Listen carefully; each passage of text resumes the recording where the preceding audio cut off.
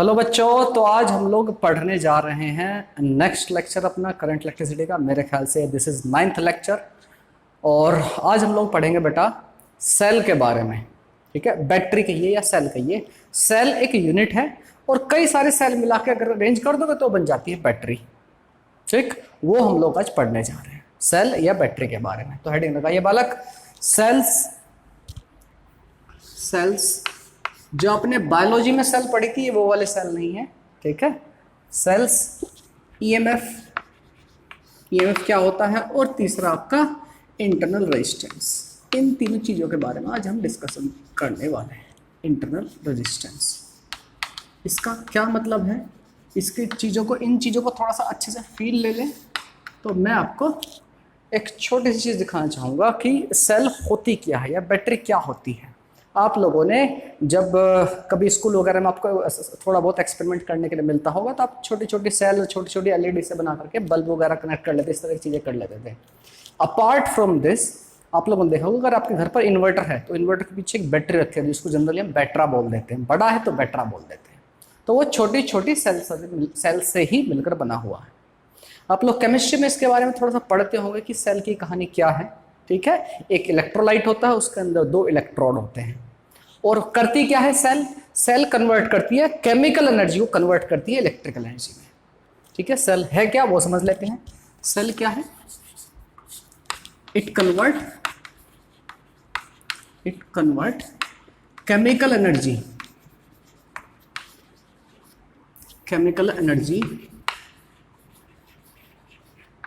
Into electrical energy.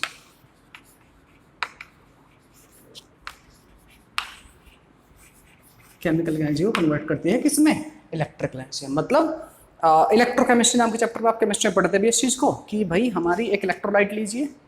ठीक है, एक इलेक्ट्रोलाइट होता है, उसको एक बीकर में जनरली कभी हम शायद H2SO4, मुझे उतना याद नहीं है बट मेरे ख्याल से H2SO4 ले लेते हैं। ठीक है, मेरे ख्याल से 12th क्लास का चैप्टर है इलेक्ट्रोकेमिस्ट्री। तो उसके अंदर 2 इलेक्ट्रोड डाल देते हैं। ठीक है, एक एनोड और एक कैथोड। तो क्या होता है, बाहर में सर्किट कनेक्ट कर देते हैं। जो छोटी घड़ी की सेल होती है, एक छोटी सेल तो मैं आपको दिखा सकता हूँ, इसको भी आप सेल बोल सकते हैं, जो आपके डे टू डे लाइफ में अलार्म, ठीक है, ये जो आपकी वॉच रहती है इसके अंदर आपने देखा होगा एक छोटी सी सेल रहती है। This is also cell. इसके अंदर अगर आप इसको देखेंगे तो इसके अंदर बीच में ग्रेफाइट की रोड रहती है और बाहर चारों तरफ, अगर कभी आपने तोड़ करके देखी हो तो इसके अंदर बीच में तो ग्रेफाइट की रोड रहती है जो कि आपका इलेक्ट्रोड की तरह काम कर रहा है। ठीक है, एक इलेक्ट्रोड है इसके अंदर, ये आपका पॉजिटिव टर्मिनल हो जाता है, ये नेगेटिव। मतलब इलेक्ट्रोड जो आप अलग अलग दिखा रखे हैं वो एक साथ ही कनेक्टेड है, एक नेगेटिव और एक पॉजिटिव।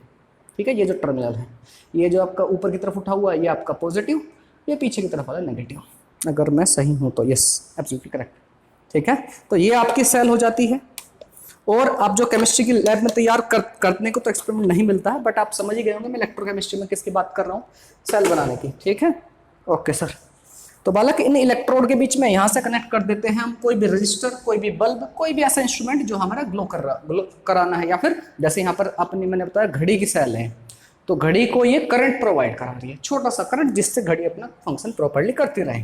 तो यहाँ से आप कनेक्ट करके, आप मे बी इट में भी रजिस्टर, इट में भी एनीथिंग, ये आपका कनेक्ट हो जाता है और आपका रजिस्टर हो सकता है, बल्ब हो सकता है, इट में भी एनीथिंग, और इस तरह काम कर रहा होता है। ठीक, और ये चीज़ को और बेहतर तरीके से थोड़ा सा फील के साथ समझाता हूँ मैं आपको। ओके बेटा, तो सेल की बात बता दूँ, सेल या बैटरी, ये जनरली ये इसका तो खराब हो चुकी है। जो हम बचपन में जब छोटे मोटे एक्सपेरिमेंट करने के लिए कहा करते थे हमारे टीचर्स, तो हम यही सेल यूज़ करते थे। मैंने आपको सेल दिखाई दिया एक्चुअली क्या है। ठीक, अब इसका थोड़ा सा फील ले लीजिए, समझिए कहानी क्या है। जैसे सेल मैंने तैयार की, इलेक्ट्रोलाइट जरूरी नहीं कि लिक्विड हो, इट में भी सॉलिड। जैसे इन सेल के अंदर सॉलिड आपका, जो इन्वर्टर के पीछे रखी रहती है वहाँ पे इलेक्ट्रोलाइट आपका लिक्विड होता है। ठीक है, देखिए बालक, ये मैंने सपोज कीजिए ये पानी ना समझ कर थोड़ी सी इलेक्ट्रोलाइट समझ लीजिए। ये मैंने 2 इलेक्ट्रोड लगा दिए इसके अंदर, 2 इलेक्ट्रोड डाल दिए, एक ये रहा और ये खड़े तो होंगे नहीं। ठीक है, तो आप थोड़ा सा ऐसे समझ जाइए, 2 इलेक्ट्रोड डाल दिए इसके अंदर लाइक दिस। ठीक है, ओके सर, ये खड़े तो नहीं होंगे सर, इनको ऐसे ही छोड़ दीजिए, पड़े रहने दीजिए ऐसे। ठीक है, तो बालक ये आपकी तैयार हो चुकी है सेल। कोई तरीका है जिससे एक दूर दूर हो जाए, आपको समझ में आ रही है? चलेगा ना इतना तो, सर चलेगा, दौड़ेगा। ये लो 2 इलेक्ट्रोड हैं और ये मेरी तैयार हो चुकी है सेल, इलेक्ट्रोलाइट और 2 इलेक्ट्रोड मैंने रख दिए इसके अंदर, ठीक है। ओके, तो अगर इनके बीच में मैं यहाँ से एक इलेक्ट्रोड से लेकर दूसरे इलेक्ट्रोड तक आपकी वायर कनेक्ट करूँ, उसके बीच में छोटा सा बल्ब कनेक्ट कर दूँ, तो क्या बल्ब ग्लो होने लगता है, बल्ब आपका ग्लो होने लगता है, ठीक है। यस सर जी। तो अब एक बात समझिए बालक। हाँ सर जी समझाइए। जब हमारा बल्ब ग्लो हो रहा है तो ये हमारी, अब ईएमएफ में क्या डिफरेंस है, सेल की कहानी समझ में आ गई। सेल किसको बोलेंगे? यस सर, सेल तो समझ में आ गया। सेल क्या है? कन्वर्ट करती है आपकी केमिकल एनर्जी को इलेक्ट्रिकल एनर्जी में। ये जो आपके केमिकल्स है कैसे कैसे फ्लो हो रहे होते हैं, सपोज करो आपका पॉजिटिव टर्मिनल है, ये आपका पॉजिटिव टर्मिनल है, ये आपका नेगेटिव टर्मिनल है। तो क्या होता है, पॉजिटिव से आपका करंट फ्लो होता है, इधर जाता है, और इलेक्ट्रॉन मैंने आपको बताया था इलेक्ट्रॉन इसका अपोजिट डायरेक्शन में फ्लो होता है। और कौन करता है इस काम को? ये जो इलेक्ट्रोलाइट है यही कर रहे हैं, ये जो इलेक्ट्रोलाइट और इलेक्ट्रोड मिलकर कर रहे हैं। तो इलेक्ट्रॉन आपके इधर से इधर फ्लो, इधर से इधर, इधर से इधर, इधर से इधर, यहाँ से फ्लो होते हुए यहाँ यहाँ यहाँ पे डिक डिक डिक डिक डिक टिक टिक टिक टिक, इस तरह इलेक्ट्रॉन आपके इधर से इधर चल रहे हैं। अगर आपका ये बैटरी का पॉजिटिव टर्मिनल है, ये क्या हो जाएगा बेटा आपका, this will B negative terminal. समझ में आई बात? ठीक है सर। तो प्यारे बच्चे देखिए, बैटरी या सेल क्या करती है, तो वो कोई आपका एनर्जी नहीं देती है, कोई एनर्जी नहीं दे रही है। वो क्या कर रही है सही मायने में, 2 पॉइंट के बीच में पोटेंशियल डिफरेंस पैदा कर रही है। 2 पॉइंट के बीच में पोटेंशियल डिफरेंस पैदा कर रही है। किस किस पॉइंट के बीच में? इस पॉइंट के बीच में और इस पॉइंट के बीच में। जिसकी वजह से क्या हो रहा है, इन दोनों इलेक्ट्रोड, इसने ऐसी सिचुएशन बना दिया अंदर कि इन दोनों के बीच में पोटेंशियल डिफरेंस पैदा कर रही है। और पोटेंशियल डिफरेंस पैदा करने की वजह से क्या हो रहा है, जैसे ही पोटेंशियल डिफरेंस पैदा हो क्या होगा, आपका जो क्या है इलेक्ट्रॉन भागेगा। इलेक्ट्रॉन किधर से किधर भागेगा, ऐसे भागना शुरू हो जाएगा, ठीक है। वो घूम करके आएगा, यहाँ आया इलेक्ट्रॉन, फिर से उठा करके चलो भाई इधर रखो। ये खुद कह रही है बैटरी अपनी, इसने कहेगी चलो इधर रखो, इधर को उठा करके इधर रखेगी। फिर यहाँ जैसे आया फिर भागा, फिर यहाँ से जैसे आया फिर भागा, फिर भागा, फिर भागा। तो ये कहानी क्या है, बैटरी ये काम कर रही है, ये सेल ये काम कर रही है। समझ में आ गई बात? क्या कर रही है, 2 पॉइंट के बीच में पोटेंशियल डिफरेंस पैदा कर रही है। और उस पोटेंशियल डिफरेंस की वजह से इलेक्ट्रॉन आपके भागते चल रहे हैं। इलेक्ट्रॉन भाग रहे हैं मतलब आपका करंट प्रोड्यूस हो रहा है। Getting a point sir, getting a point. समझ में आ गई बात? मेरे ख्याल से बात समझ में आ गई है। अब इसमें एक टर्म है, ठीक है, जो कि बड़ा ही इंपॉर्टेंट है, जिसको बोलते हैं इलेक्ट्रोमोटिव फोर्स या फिर ईएमएफ। जो मैंने लिखा है, मैंने जो लिखा है ईएमएफ या फिर इलेक्ट्रोमोटिव फोर्स, इलेक्ट्रोमोटिव फोर्स, इसका क्या मतलब है, इस बात को समझिए। सपोज करो मैं ये मेरी सेल, समझ में आई ना कैसे आपको बताई गई ये चीज़ें? मेरे ख्याल से बात आपको समझ में आ गई है। इलेक्ट्रोड आपका पॉजिटिव नेगेटिव कैसे हो रहा है ये भी आपको समझ में आ ही गया है। यहाँ से आपका इलेक्ट्रॉन भागा, इसको पॉजिटिव माना, इसको आपने नेगेटिव माना। करंट तो आपका इधर से निकल कर इधर भाग रहा होगा, इधर से निकल कर यहाँ पे सर्किट कनेक्ट कर दीजिए आप बल्ब वगैरह, इधर से निकल के आपका करंट तो इधर भाग रहा होगा, लेकिन आपके इलेक्ट्रॉन इधर से इधर भाग रहे होंगे, ठीक है। आपके इलेक्ट्रॉन कैसे भाग रहे होंगे, इधर से निकलेंगे और इधर घूम फिर के इस पे जाकर के अटक जाएंगे, इसमें आके फिर इस नीचे गिरेंगे जाकर के, और आपके जो लिक्विड है उसके अंदर टिन टिन टिन टिन फिर इधर आएंगे, फिर इनको पोटेंशियल डिफरेंस पैदा कर देगी बैटरी, फिर से भागेंगे, फिर से इधर जाके रहेंगे, फिर से इधर, ऐसी कहानी होगी, ठीक है। अब समझिए ईएमएफ क्या है, ठीक। ईएमएफ को ध्यान समझना क्या है। अगर मैं यहाँ पर सर्किट को कनेक्ट ही ना करूँ, ये मैंने सर्किट कनेक्ट कर दिया था, ये आपका रेजिस्टेंस हो सकता है, बल्ब हो सकता है, कुछ भी हो सकता है, ये कनेक्ट कर दिया था, तो मैंने देखा करंट फ्लो होने लगा। अगर मैं इसको ऐसे छोड़ दूँ तो करंट फ्लो होगा? आंसर नहीं। जब तक सर्किट कंप्लीट नहीं तब तक कोई करंट फ्लो नहीं हो रहा होगा, ठीक है। जब तक सर्किट कंप्लीट नहीं तब तक कोई करंट फ्लो नहीं होगा। एग्री? आप पूरी तरह एग्री हैं सर। अच्छा जी, एक बात तो समझिए बेटा, अगर मैं एक वोल्ट मीटर ले आऊँ, वोल्ट मीटर क्या काम करता है सर, वोल्टेज मेजर करने का काम करता है, ठीक है। 2 पॉइंट के बीच में वोल्टेज या पोटेंशियल डिफरेंस मेजर करने का काम करता है, ठीक। अभी कोई करंट फ्लो हो रहा है? नहीं सर, सर्किट ही पूरा नहीं है। कोई बल्ब वगैरह कुछ लगाया आपने? नहीं, अभी लगा दिया है, अब करंट फ्लो होने लगा, ठीक है, करंट फ्लो होने लगा, ठीक। अब समझिए बेटा, अगर मैं एक वोल्ट मीटर ले आऊँ और इस पॉइंट और इस पॉइंट के बीच में कनेक्ट कर दूँ तो करंट फ्लो होगा? नहीं सर। वोल्ट मीटर का काम क्या होता है, कि पोटेंशियल डिफरेंस मेजर करने का काम। करंट उसके अंदर से फ्लो नहीं होता, ना के बराबर होता है। आइडियल वोल्ट मीटर से कोई करंट फ्लो नहीं होता। क्या करता है, इस पॉइंट और इस पॉइंट के बीच का पोटेंशियल डिफरेंस मेजर करता है, ठीक। तो मैं एक वोल्ट मीटर ले आया, मेरे हाथ को मान लीजिए ये वोल्ट मीटर है, ठीक है, ओके। ये आपका उस पर मशीन रीड कर रहा होगा, थोड़ी देर के लिए मान लीजिए ये आपकी जो पॉइंटर है, घड़ी मान लीजिए पॉइंटर, और ये मेरे वोल्ट मीटर के 2 टर्मिनल हैं, पुचुक तो पुचुक पुचुक। तो यहाँ पर आपको घड़ी पे देख लिया आपने, अच्छा कितनी वोल्ट पोटेंशियल डिफरेंस है दोनों पॉइंट के बीच में। कब? जब करंट फ्लो नहीं हो रहा है, ठीक है। अच्छा सपोज 12 वोल्ट की बैटरी आपने दिखा दी, इसलिए दिखा रहा है, इस तक कनेक्ट किया और यहाँ पे दिखा दिया आपको कि 12 वोल्ट है। इसको मैं थोड़ा सा पिक्चोरियल डायग्राम पे भी दिखा देता हूँ। आपने बैटरी को कनेक्ट किया, आपने बैटरी या सेल जो भी था आपका, कैसे कनेक्ट किया, ऐसे, इसके थ्रू आपने भी करंट फ्लो नहीं करा। ऐसे ये मेरा ग्लास, इसके अंदर इलेक्ट्रोलाइट भरा हुआ है और 2 इलेक्ट्रॉन खड़े हुए हैं इसमें। ठीक है बेटा जी, ओके सर। आपने क्या किया, अभी आपने करंट वगैरह फ्लो नहीं करा है इससे, आपने करंट वगैरह फ्लो नहीं कराया है। ठीक है, मतलब यहां से कोई इसमें से करेक्ट कनेक्शन नहीं दिया है। आपने क्या किया, वोल्ट मीटर लेके आए और सिंपली इन दोनों के बीच में आपका यहां से एक टर्मिनल लिया और यहां से टर्मिनल लिया और एक वोल्ट मीटर कनेक्ट कर लिया, वोल्ट मीटर यहां पर कनेक्ट कर लिया। ठीक है बेटा, ओके सर। वोल्ट मीटर जो रीडिंग दे रहा है, सपोज 12 वोल्ट इसने बता दिया कि लेट इट बी 12 वोल्ट है, तो ये आपकी ईएमएफ है। क्या है ये, इलेक्ट्रोमोटिव फोर्स, इसी को बोलते हैं ईएमएफ। अब ध्यान समझना ईएमएफ का मतलब क्या है। जब बैटरी से कोई करंट पास नहीं हो रहा है उस टाइम पर इन दोनों टर्मिनल के बीच का जो पोटेंशियल डिफरेंस है उसको बोलते हैं ईएमएफ। समझ में आई बात। जब बैटरी के अंदर से कोई करंट फ्लो नहीं हो रहा है तो इसके अक्रॉस जो पोटेंशियल है, इन दोनों के पॉइंट के बीच जो पोटेंशियल डिफरेंस है उसको बोलते हैं हम ईएमएफ। ये है आपका इलेक्ट्रोमोटिव फोर्स। ओके सर, ये है, हाँ समझ में आई। ओके सर, सपोज करो 12 वोल्ट, लेट इट बी मान लेता हूं। अच्छा, अब आपने क्या किया, आप इसको घर पे भी करके देख सकते हैं, कोई प्रॉब्लम नहीं है, लेकिन आप इलेक्ट्रोलाइट कहाँ से लाओगे, ये प्रॉब्लम देगा। बिना इलेक्ट्रोलाइट के भी कर सकते हो। ठीक, अब आपने क्या किया,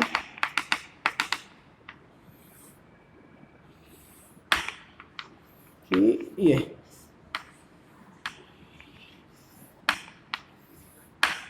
ऐसी कुछ कहानी है।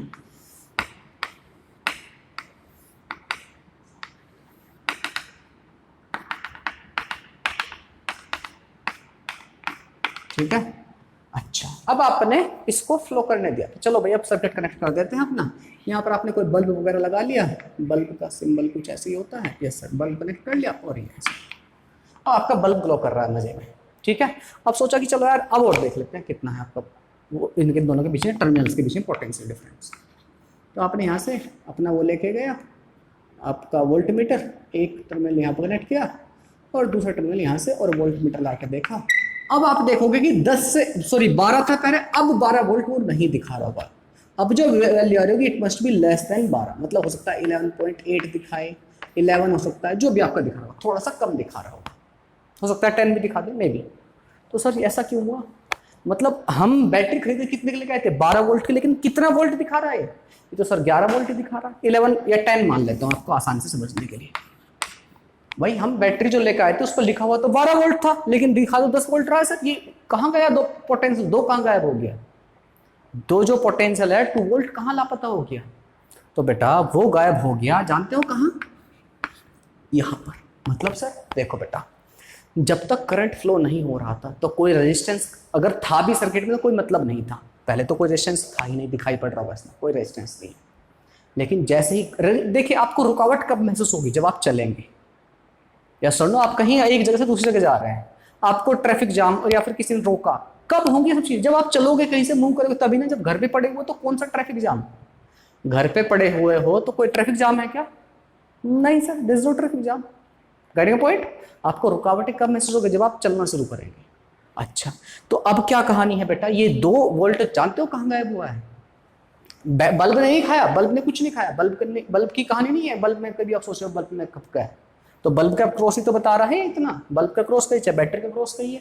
ठीक, 2 वोल्ट जानते हो कहाँ खत्म हो गया, समझिए बालक, जैसे ही आपने करंट फ्लो कराना स्टार्ट किया, आपने इसको पॉजिटिव माना था ना, इधर से करंट इधर से फ्लो करा के ऐसे आपका फ्लो हो रहा है, तो इलेक्ट्रॉन किधर भाग रहे हो सर, इलेक्ट्रॉन भाग रहे हो इधर, या कहिए करंट भाग रहा होगा इधर, करंट आपका यहाँ से यहाँ। तो जब इलेक्ट्रॉन भाग रहे हैं, करंट चल रहा, तो इस इलेक्ट्रोलाइट के अंदर क्या होंगे, आयंस होंगे, एटम्स होंगे, यस और नो। तो एक एटम दूसरे जाके टकराएगा, ए मेरे को चलना है, रुकावट होगी कि नहीं पैदा, इलेक्ट्रोलाइट के अंदर इलेक्ट्रॉन को मूव करने में रुकावट होगी पैदा कि नहीं, हाँ बिल्कुल सर, सर नो आयंस वगैरह आपस में टकराएंगे, बिल्कुल जैसे आपका रेजिस्टर होता है, रेजिस्टेंस रुकावट, बिल्कुल वही। तो यहां पर होगी रुकावट किसके अंदर, इस बैटरी या सेल के अंदर, इस बैटरी या सेल के अंदर होगी रुकावट, जिसको बोलते हैं इंटरनल रेजिस्टेंस। यहां जो इसके अंदर जो रुकावट हो रही है उसको बोलेंगे इंटरनल रेजिस्टेंस, बैटरी का internal resistance.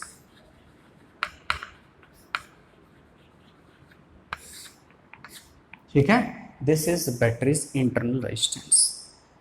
Get a point. अच्छा अभी सर ये अब बता रहे थे 2 वोल्ट कहाँ गया, तो बेटा 2 वोल्ट इसी ने खा लिया। कैसे सर, भाई इसके अंदर सपोज करो करंट आई फ्लो हो रहा है, ठीक, इसका रेजिस्टेंस मान लेता हूं। जनरली हम बैटरी को जो इंटरनल, सिंपली बैटरी को नोट कर दिया आपने ऐसे, अभी ये 10 तक चलता था, अब समझिए इस कहानी को, इसके अंदर क्या है, एक इंटरनल रेजिस्टेंस भी, तो आप इसके साथ एक छोटा सा रेजिस्टेंस भी दिखा सकते हैं यहाँ पर। ठीक है, ये इसके अंदर छोटा सा रेजिस्टेंस,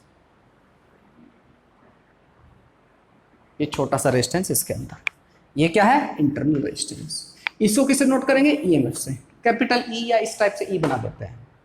ठीक है, कैपिटल ई बना सकते हो, कोई प्रॉब्लम नहीं, कैपिटल ई बना दीजिए, चाहे बना दीजिए, जो भी आपको ठीक लगे मुझसे। ठीक है, ये और आपका छोटा सा इंटरनल रेजिस्टेंस। क्या सर हमें इधर ही बनाना, नहीं ऐसा कुछ नहीं, आप चाहें तो आप इसको इधर बना सकते हैं, चाहे तो आप इसको इधर बना सकते हैं, चाहे तो आप इन दोनों के बीच में, कुछ कुछ जगह पे तो बुक में ऐसा भी दिखा रखा है, ऐसा भी बन सकते हैं। ये क्या है, इंटरनल रेजिस्टेंस, ये इसका ईएमएफ है। ठीक है, आप जैसे चाहें वैसे इंडिकेट कर सकते हैं, इसको प्रेफर नहीं करना, अब ये नहीं होता है, जनरली यही करते हैं, इस तरह से कैसे रिप्रेजेंट कर लीजिए। अच्छा सर आप ये वोल्टेज कहाँ गया, इसके बारे में और थोड़ा बताइए ना, बताते हैं। जितनी ईएमएफ थी, ईएमएफ क्या थी, जब कोई करंट फ्लो नहीं हो रहा था, और जब करंट फ्लो होने लगा तो 2 वोल्ट कौन खा गया, ये खा गया। यहां पर इसके बीच में रुकावट हुई तो रुकावट से क्या हुआ, रेजिस्टेंस पैदा हुआ, रुकावट, रेजिस्टेंस की मल्टीप्लाई करते हो करंट से तो क्या होता है, V = IR, पोटेंशियल का ड्रॉप होता है, तो 2 वोल्ट का पोटेंशियल ये खा गया है। समझ में आई बात, यस सर। और बेटा अब जो पोटेंशियल आपको दिखा रहा है, ये कितनी पोटेंशियल होगी भाई, देखो करंट आई फ्लो हो रहा था, यस सर, होनी कितनी चाहिए थी, ई होना चाहिए था, लेकिन अभी क्या दिखा रहा होगा, यहाँ पर जो पोटेंशियल है कुछ कम दिखा रहा है, कितनी दिखा रहा होगा, अगर आपका यहाँ पर करंट फ्लो हो रहा है, ऐसा मान लीजिए, यहाँ पर आपका बल्ब बना देता हूँ मैं, यस सर, करंट ऐसे अगर आपका फ्लो हो रहा है लेटेड भी, तो अभी आपका जो टर्मिनल है, बैटरी का टर्मिनल यहाँ पर है, यहाँ बैटरी का टर्मिनल यहाँ पर है आपके, ये तो अंदर है, बैटरी के अंदर है, ये रेजिस्टेंस बड़े मैंने ऐसे दिखा रखा, लेकिन है कहाँ, सेल के अंदर है। ठीक, ओके सर। बेटा जो पोटेंशियल है ए और बी के बीच में, इसको बोलते हैं पोटेंशियल, सिंपली आपको पोटेंशियल बोलिए या फिर बैटरी का टर्मिनल वोल्टेज बोल दीजिए।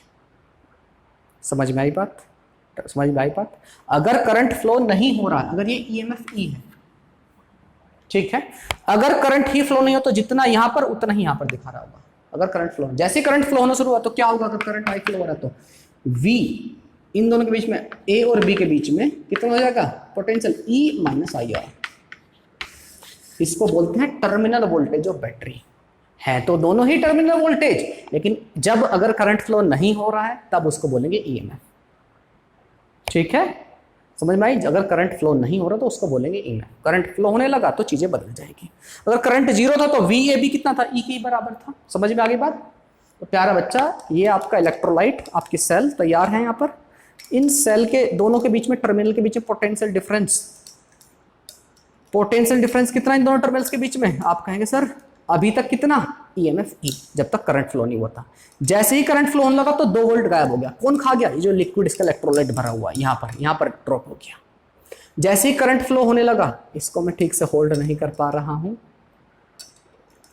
ये लो बेटा जी, हाँ कुछ हद तक होल्ड कर लिया मैंने, आप शायद देख पा रहे होंगे, नहीं हो पा रहा फायदा में।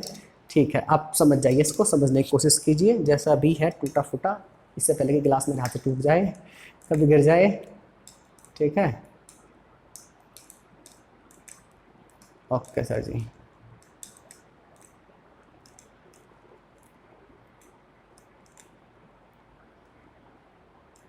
ठीक, ऐसा कुछ समझ लो। तो बेटा जैसे ही आपने चौक मैंने कनेक्ट कर दिया, मतलब आपका फ्लो हो रहा, तो यहाँ पर पहले कितना दिखा रहा था, 12 वोल्ट। अब जैसे ही कनेक्ट करोगे वोल्ट मीटर दिखा रीड करेगा 10 वोल्ट, 10 वोल्ट हो सकता है 11 करे, 11.8 करे, कुछ हो सकता है। तो 2 वोल्ट कौन खा गया, इसका रेजिस्टेंस। तो बेटा अब से फ्रॉम नाउ एंड ऑनवर्ड अगर आपको सेल का अगर क्वेश्चन आपको दिया हुआ है इंटरनल रेजिस्टेंस तो उसको नेग्लेक्ट नहीं करना है। दोनों चीज़ें समझ में आ गई? मेरे ख्याल से समझ में। पहले आप 2 मिनट लीजिए, इसको अपनी लैंग्वेज में लिखिए, फिर मैं आपको लिखाता हूँ, नोट डाउन कीजिए। ओके बालक, ये आपका सेल, ईएमएफ, इंटरनल रेजिस्टेंस, इस चीज़ों को एक बार डिफाइन करते हो। सेल तो आपको समझ में आ गया, it convert chemical energy into आपका इलेक्ट्रिकल एनर्जी, ठीक है। ओके, जो मैं आपको बताइए ईएमएफ या इलेक्ट्रोमोटिव फोर्स, सच्चाई क्या होता है बेटा, आपको कितना वर्क करना पड़ रहा है सेल को एक यूनिट चार्ज को उठा करके एक जगह से पूरे सर्किट में घुमाने के लिए, ठीक है। एक सर्किट पूरे सर्किट में घुमाने के लिए एक सेल समझ लीजिए, ये 2 इलेक्ट्रोड हैं, यहाँ से उसको पूरे सर्किट में घुमाने के लिए या यहाँ से लेके यहाँ तक आने के लिए कितना वर्क करना पड़ रहा है, ठीक है।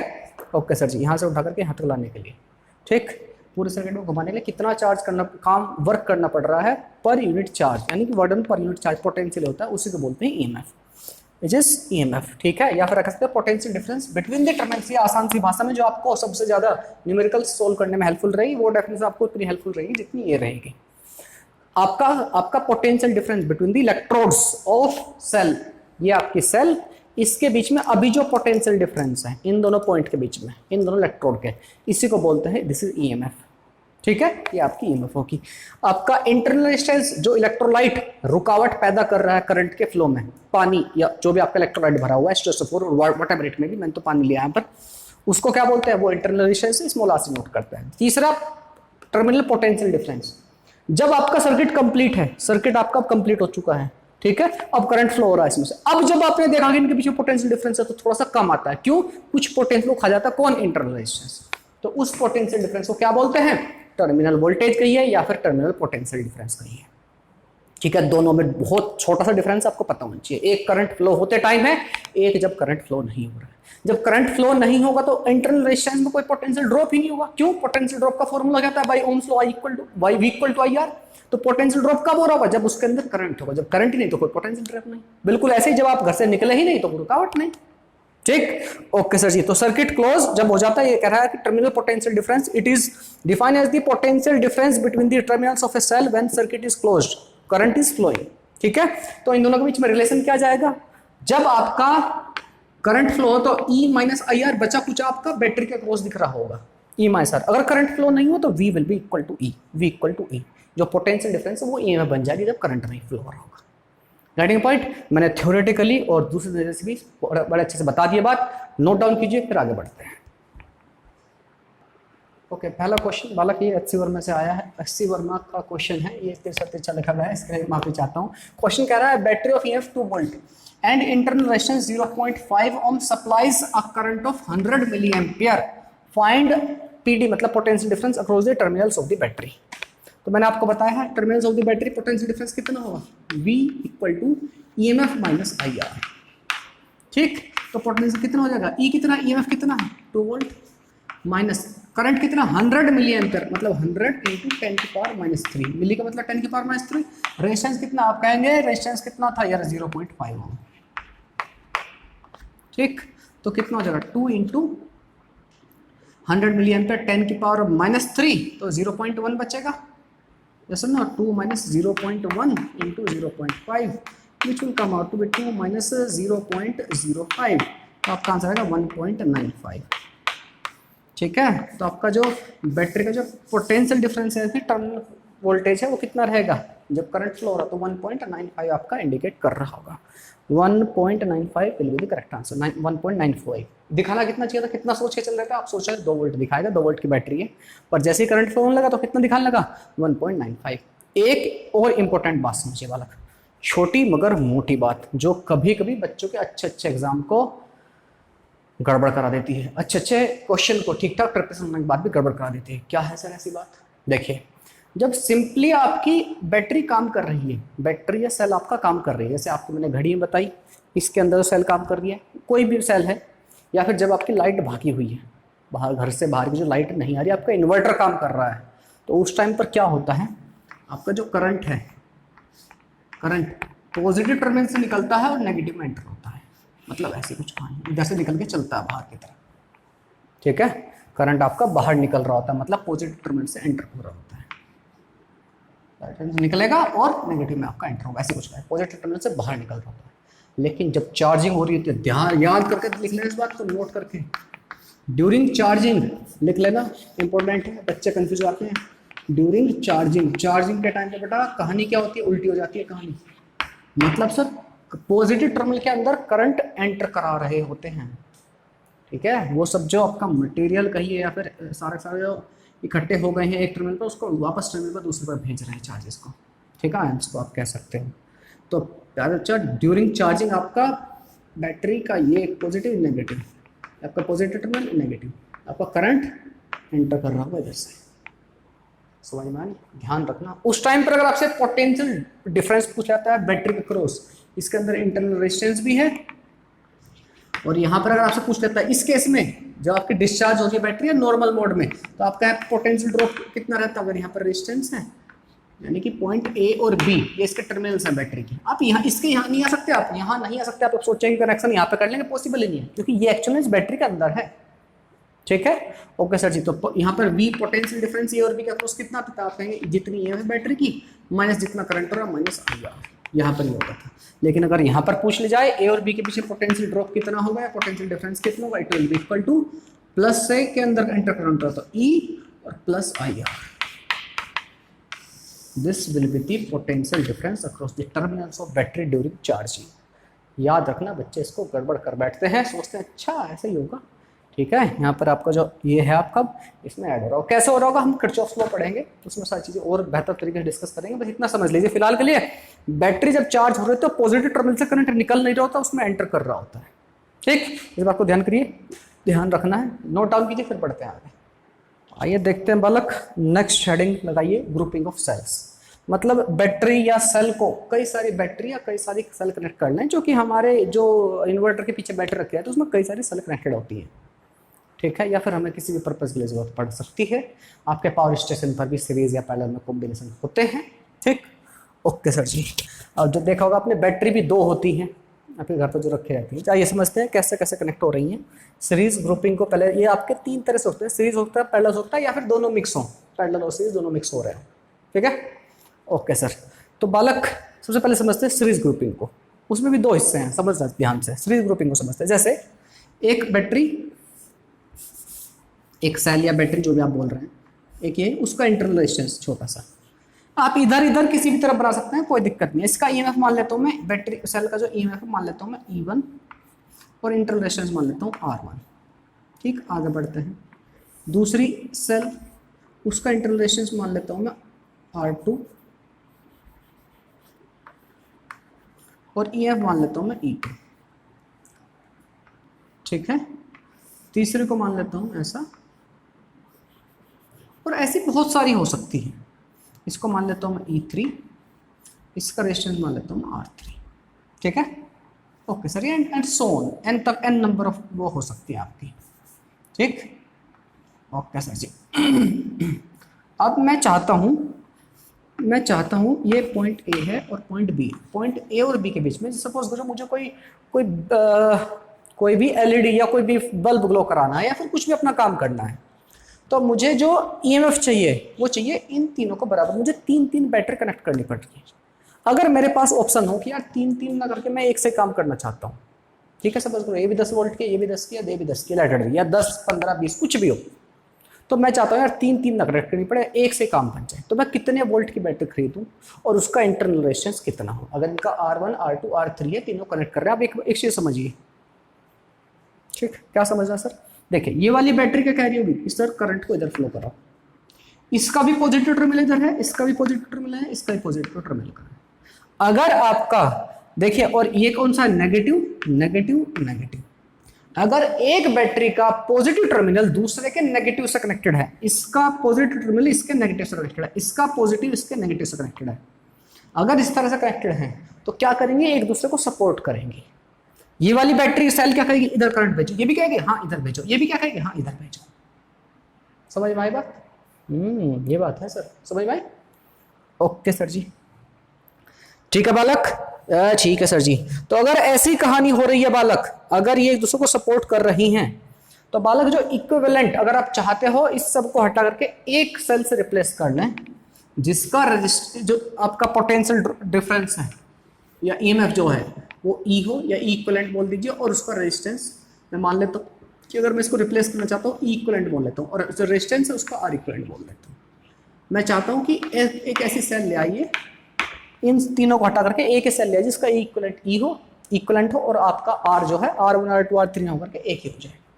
तो मैं इन तीनों बैटरीज को हटा करके, इन तीनों सेल को हटा करके मैं इसको लेके आना चाह रहा हूँ।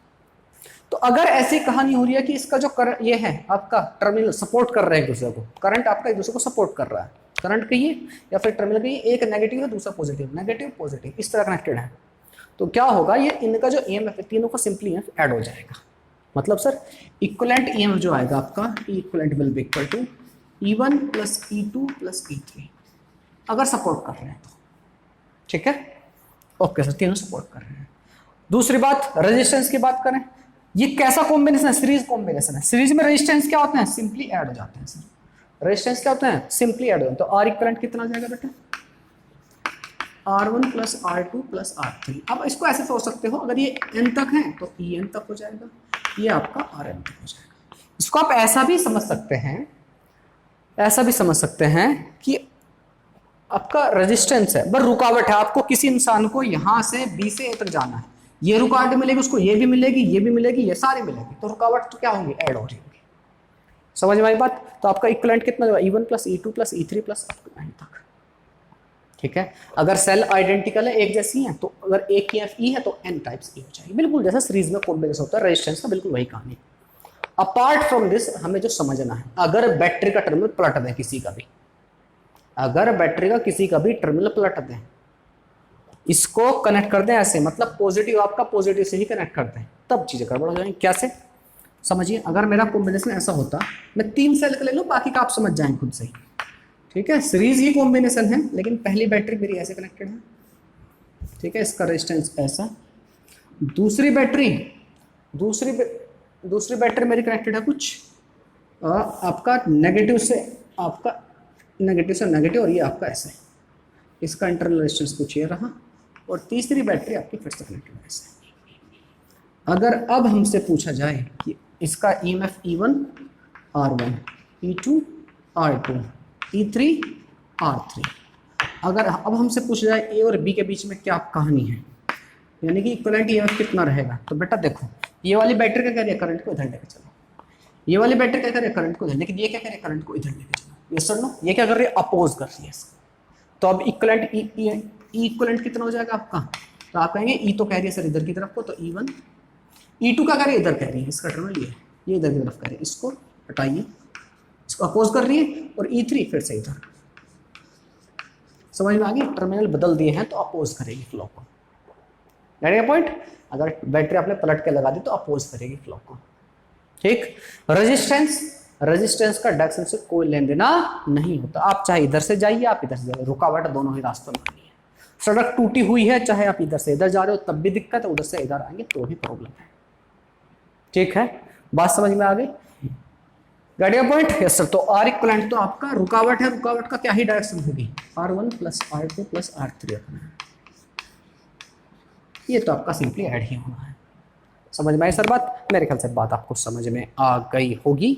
अगर बैटरी के सारी की सारी एक जैसी बैटरी है, अगर आइडेंटिकल है सारी की, सपोज करो आपने 3 लगाई है, तीनों की तीनों, इसकी भी ईएमएफ 10 वोल्ट 10 वोल्ट 10 वोल्ट, तो कितना हो जाएगा 10 × 3, मतलब अगर इसी तरह n बैटरीज हैं तो n × E, एक का ईएमएफ E है तो n टाइम्स हो जाएगा, रेजिस्टेंस आपका n टाइम्स R हो जाएगा। कुछ बताने वाली बात इसमें कुछ मुझे लगता नहीं है, तो बस ये आपका 3 चीज़ों को ध्यान में रखिएगा, इसे नोट डाउन कीजिए, फिर बढ़ते हैं आगे, फिर बढ़ते हैं पैरेलल कॉम्बिनेशन की तरफ। नेक्स्ट है बेटा आपका पैरेलल ग्रुपिंग। पैरेलल ग्रुपिंग में क्या है बेटा, कई अलग अलग ईएमएफ की सेल हैं, इसका E1 ईएमएफ, इसका इंटरनल रेजिस्टेंस R1, E2 इसका इंटरनल रेजिस्टेंस R2, E3 इसका internal resistance R3 and so on, ऐसे करके आपकी सपोज करो n सेल्स हैं, n कोई नंबर होता है 1 2 5 15 20 30 व्हाटएवर, इस तरह कनेक्टेड है। और आप नोटिस करना चाहिए यहाँ पर सबके पॉजिटिव टर्मिनल इधर है, मैंने सबके पॉजिटिव टर्मिनल इधर रखे, नेगेटिव टर्मिनल आपके इधर। ठीक है, मतलब कुल मिला के ये भी क्या बना रहे इस पॉइंट को पॉजिटिव, ये भी कह रही है पॉजिटिव, ये भी पॉजिटिव, ये पॉजिटिव, यहाँ पर सिंपली ऐड हो रहे होंगे। अभी फिलहाल के आप फॉर्मूले को ध्यान में समझिए। तो क्या करना, अगर आपसे पूछा जाए कि इस पूरी सेल को हटा करके एक सेल से रिप्लेस कर दीजिए जिसका आपका ईएमएफ जो है, इसका ईएमएफ आपका ई इक्वलेंट कह दीजिए, और जो इंटरनल रेजिस्टेंस है वो आर इक्वलेंट बोल दीजिए। तो बालक ई इक्वलेंट जो रहेगा, ध्यान से, E1 upon R1 plus E2 upon R2 plus E3 upon R3 and so on up to En upon Rn divide by 1 upon R1 plus 1 upon R2 plus 1 upon R3 and so on. ठीक है, ये पूरा केवल ई equivalent के लिए, ऊपर ऊपर का याद नहीं रख लेना, बच्चे गड़बड़ कर देते हैं, ऊपर ऊपर का ध्यान रखते हैं, गायब हो जाती है कहानी। ये भी डिवाइड में है इसके, this is also in divide. इसको आप क्या बोल सकते हो, इसको आप 1 अपॉन R इक्वलेंट बोल सकते हो, इसको आप 1 अपॉन R इक्वलेंट बोल सकते हो। इसी फॉर्मूले को आप ऐसे भी लिख सकते हो, ई इक्वलेंट इक्वल टू ये है सारा, ये क्या नीचे वाला देखो, ये 1 अपॉन R इक्वलेंट है, तो इधर जाके मल्टीप्लाई हो तो क्या आ जाएगा, equivalent upon R equivalent will be equal to E1 upon R1 plus E2 upon R2, ऐसे बोल सकते हो, plus E3 upon R3 and En upon Rn, ये भी आप बोल सकते हो। ठीक है, जैसे आपको ध्यान रह जाए वैसे आप ध्यान रख लेना। ठीक है बेटा जी, जैसे आपको याद रह जाए वैसे रख लेना। Equivalent upon R equivalent will be equal to E1 upon, इनको सिंपली इनका इस तरह से ऐड कर लेना है। ठीक, अच्छा, अगर किसी का टर्मिनल एक का किसी का पलटा हुआ होता, किसी भी सेल का टर्मिनल पलटा हुआ तो क्या कर रही, अपोज कर रही थी, बस वहां पर नेगेटिव कर देना था। गड़े पॉइंट, इन सब के पॉजिटिव टर्मिनल इधर थे तो ये पॉजिटिव, यहाँ पर नेगेटिव, अगर उनको पलटता है तो मैंने वही कहानी बताई है, उसको पलट देना अकॉर्डिंगली। ठीक है, गड़े पॉइंट, यस सर। अगर सारी cell, if all cells are identical, if all cells are identical, अगर ये सेल बिल्कुल एक जैसी होती, आइडेंटिकल मतलब एक जैसा, मतलब E1 equal to E2 equal to E3 equal to simply E होता, सब E होती, अप टू En भी आपका E ही होता, और आपके internal resistance R1 equal to R2 equal to R3 equal to Rn equal to RE होता, सब अगर RE होते हैं, उस केस में इक्वलेंट आपका एंड जो EMF वो कितनी हो जाती, E equivalent will be equal to equivalent upon, आप कहेंगे R equivalent will be equal to कितना हो जाता, E upon R plus E upon R, सबके सब E अपॉन R हो जाते हैं, up to E upon R, कब तक, N तक, तो कितना हो जाता, N times E upon R। समझ में आई बात? ओके सर जी, ठीक। इसके ऊपर हमें करंट भी कैलकुलेट करना होगा, बाकी चीज़ें भी कैलकुलेट करनी होंगी। अब आप समझिए कि इतनी सारी सेल लगी तो उनको हटा करके एक सेल से रिप्लेस कर लिया, उसके बाद हमसे करंट पूछेगा सर्किट में क्या होगा, कहानी में अभी बाकी है, वो तो करनी ही है। ठीक है बालक, ओके सर जी। R इक्वलेंट कितना हो जाएगा, R इक्वलेंट अगर पूछूं, अगर सारी आइडेंटिकल सेल है तो मैंने आपको बताया था कितना होगा, 1 upon R equivalent 1 upon R N upon R, लेकिन R इक्वलेंट कितना होगा उसका, रेसिप्रोकल करोगे आप, गणे पॉइंट, या फिर ऐसे सोच लिए बहुत सारे रेजिस्टेंस पैरेलल में, कितनी ब्रांचेज है, N, सारे रेजिस्टेंस सेम, तो मैंने आपको क्या बताया था फंडा, एक रेजिस्टेंस को उठाइए, जितनी नंबर ऑफ ब्रांचेज है उससे डिवाइड कर दीजिए, कितनी ब्रांच है, N, तो R इक्वलेंट कितना हो जाएगा, R बाई N। बात समझ में आ गई, इन चीज़ों को थोड़ा ध्यान में रखिएगा, NE अपॉन R। ठीक है, okay okay, and I think it's perfectly okay. ठीक है ठीक है ठीक है ठीक है सर जी, ठीक। चलिए इसे नोट डाउन कीजिए, फिर हम पढ़ते हैं मिक्स ग्रुपिंग की तरफ। देखिए बालक, मिक्स्ड ग्रुपिंग, अगर आपकी n आइडेंटिकल एक जैसी है, cells are connected in rows series में ऐसे कनेक्टेड है, और m rows are connected in parallel, ऐसी इसी तरह की बहुत सारी रोज हैं। अगर ये अलग अलग होती, अलग अलग भी होती, तो आपको सीरीज कॉम्बिनेशन पता है, पहले उस सीरीज कॉम्बिनेशन का इक्विवेलेंट निकालिए, फिर उनको पैरेलल कॉम्बिनेशन कनेक्ट कर लीजिए, इक्विवेलेंट निकाल लीजिए, कोई नॉट अ बिग थिंग। अगर मैंने थोड़ा ईज, आसानी से समझ में आ जाए चीजें, उसके लिए मैंने क्या किया, सारी सेल एक जैसी ले ली है, तो इस पूरे के ऊपर वाली ब्रांच का, या किसी भी एक ब्रांच का टोटल ईएमएफ कितना आएगा, अगर सारी सेल एक जैसी, तो ई कितनी है, n सेल्स हैं, 10 हैं तो 10 ई हो जाएगा, 20 हैं तो 20 ई हो जाएगा। ठीक, ओके, मतलब हर एक ब्रांच का ईएमएफ ऐसा समझ लीजिए, ईएमएफ कितना है, एक सेल का ई था, टोटल कितना होगा, एन, और रेजिस्टेंस सीरीज में कनेक्टेड है तो कितना हो जाएगा, NR, ऐसे। ठीक है, इस तरह कनेक्टेड है, और कहां तक है, ऐसे ही एक, जैसे 1 है, 2 है, 3 है, 4 है, इसी तरह से आपकी m है, m रोज है, कितना रेजिस्टेंस आपका, NE EMF आपका NR रेजिस्टेंस, और हमें पता है पैरेलल में हमने कैलकुलेट कर चुके हैं क्या होता है, E equivalent upon R equivalent हमारा कितना हो जाता है? आप कहेंगे सर पहले वाली ब्रांच उसका इंटरनल रेजिस्टेंस डिवाइड करके N E upon N R plus N E upon N R की कहाँ तक m टाइम्स जाएगा, तो कितना हो जाएगा यहाँ पर m मल्टीप्लाई कर दीजिए, n से तो n मर जाएगा, कितना हो जाएगा M E upon R. This will be the equivalent आपका ईएमएफ अपॉन आर इक्वलेंट। अच्छा आर इक्वलेंट कितना रहेगा? आर इक्वलेंट ए का कितना है? एन आर, कितनी ब्रांच है? m, तो कितना हो जाएगा एन आर अपॉन। खाली ईएमएफ कैलकुलेट करना तो इसकी वैल्यू यहाँ पर पटक दीजिए। खाली अगर आपको ईएमएफ इक्वलेंट कैलकुलेट करना है तो क्या कीजिए M E upon R into N R upon M. M से एम कट जाएगा, आर से आर कट जाएगा, कितना हो जाएगा equivalent? Equivalent will be equal to N E. ठीक है, मतलब अगर ईएफ देखना तो बिल्कुल जितना ये पोटेंशियल डिफरेंस पैदा कर रही है वही का वही रहेगा, ये भी उतना कर रही है, ये भी उतना कर रहा है, सब के सब क्या करेंगे? ठीक है भाई इतना पोटेंशियल डेवलप करो, इतना पोटेंशियल डेवलप करो। समझ में आ गई बात? मेरे ख्याल से बात आपको समझ में आ गई है। ये आपकी ग्रुपिंग थी सेल्स की। ठीक है, हमने आज इंटरनल रेजिस्टेंस देखा, ग्रुपिंग ऑफ सेल्स देखा, उनके कॉम्बिनेशन देखे, डिफरेंट कैसे कैसे हो सकते हैं। नेक्स्ट क्लास में हम कोशिश करेंगे कि इसके ऊपर न्यूमेरिकल्स लें। आज के लिए इतना ही काफी है। मिलेंगे नेक्स्ट क्लास में। Bye bye, take care. This is जगह जानी साइनिंग ऑफ।